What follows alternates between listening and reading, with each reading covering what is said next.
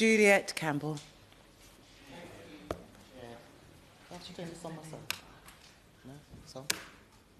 Thank you, Chair. It's a pleasure to serve under your chairship today, Ms Butler.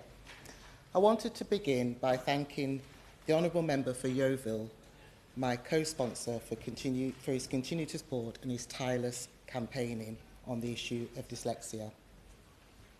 I rise not only as a Member of Parliament for Broxtowe, but also as the Chair of the All-Party Parliamentary Group for Dyslexia, a group I've been a member of since 2016, some 8 years before becoming an MP, and now have the pleasure of chairing. After my son was diagnosed with dyslexia, I set up a not-for-profit organisation to raise awareness of dyslexia, training educators on how to identify dyslexia in the classroom, and offering support to dyslexic children and the parents of dyslexic children, but is something that my family did not receive. Sadly, despite that being many years ago, in the UK, we are still remiss at early identification of dyslexia, and many children and young people are still not being identified and are still struggling. Too many children go through their childhood feeling disempowered, confused and sad because they do not receive the support, the understanding or recognition of how hard they are working because dyslexia has not been identified. In the UK, around 10% of the population are dyslexic. Yet despite its prevalence, dyslexia remains underdiagnosed and parents often struggle to get their children the support they need. Dyslexic people often face barriers that affect their self-esteem, educational outcomes, the loss of love of learning, earning potential, and are overrepresented in the prison system. On that point, of course. Shanker. Thank you to my honourable friend for giving way. We know that our children and young people, dyslexia frequently co-occurs with other special education needs like ADHD or development language disorders.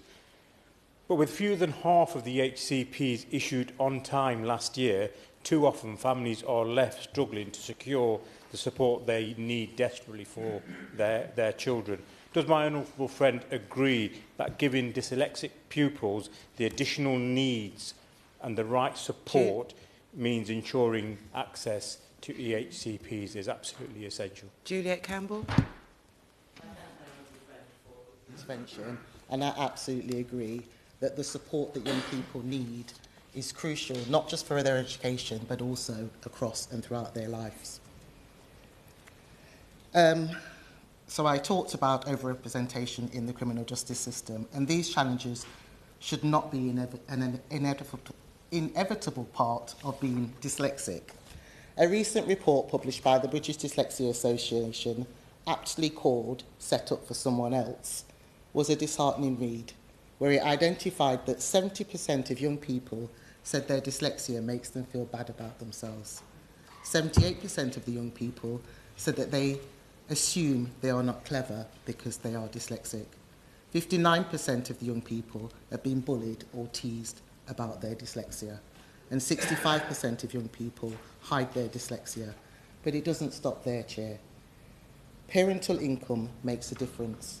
90% of young people in high-income households are diagnosed, compared to only 43% in the lowest-income households.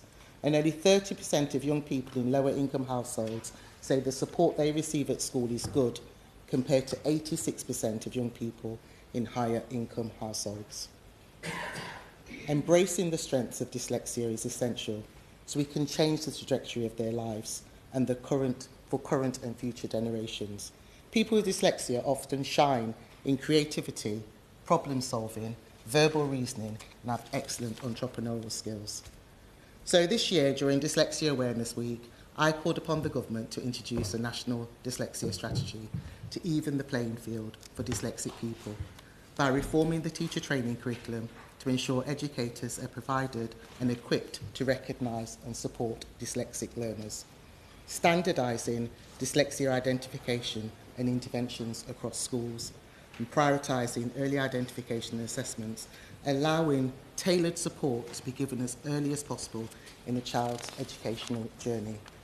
These steps will help create a more inclusive and effective educational system, one that recognises neurodiversity can also be a strength. Chair, it is 130 years since the term dyslexia was coined by Rudolf Berlin. The word means difficulty with words.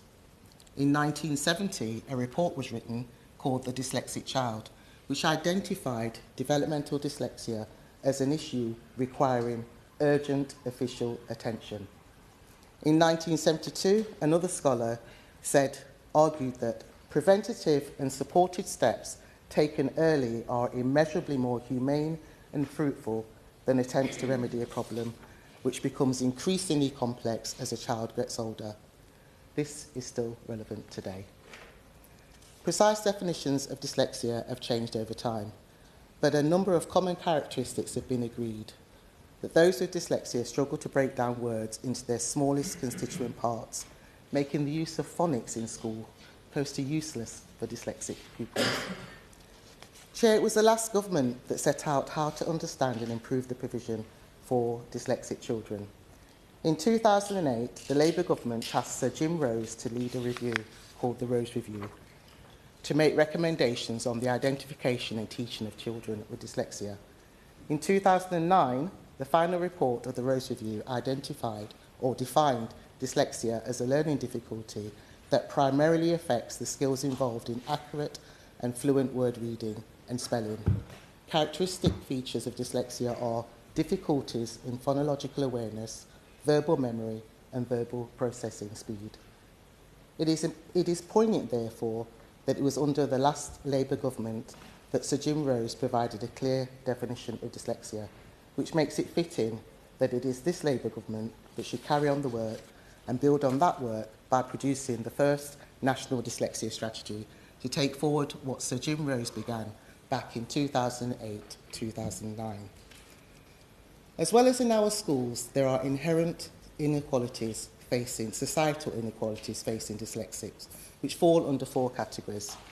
These are educational attainment, career progression, overrepresentation in the criminal justice system, and a higher proportion of dyslexic people using our mental health services. In education, children fare much worse. Looking at the 2023-24 academic year, only 22% of pupils with specific learning disabilities such as dyslexia achieved grade 5 or above in English and maths, compared to 52% of their peers.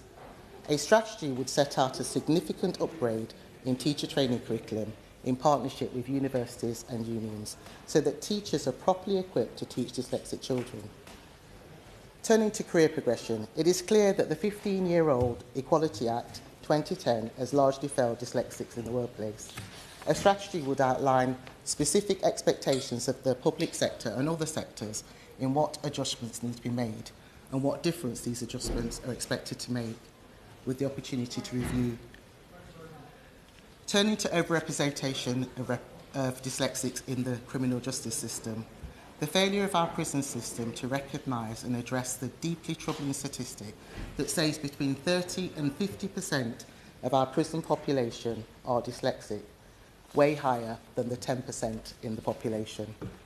But dyslexia does not predispose people to crime, but it is a lack of early support that can lead to educational failure, social exclusion, and loss of confidence, all of which heighten vulnerability.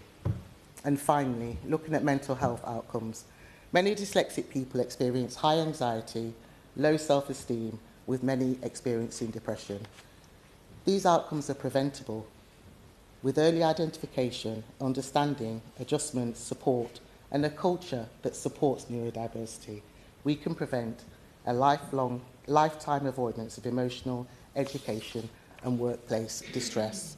And these are the reasons why I'm calling for a national dyslexia strategy.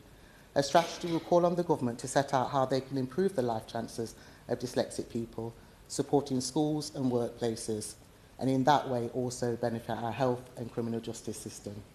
It would focus on early identification, consistent standards in the classroom, greater teacher training in kinesthetic and adaptive teaching methods, and it will ensure that those born with a learning difference are not socially excluded. This is about investing in our children and young people, and I ask the Minister today to commit to a national dyslexia strategy so we begin to process the changing of so many people's lives. Having the best start in life is a key ambition of this government, and I hope the Minister includes dyslexic people in that ambition. Thank you.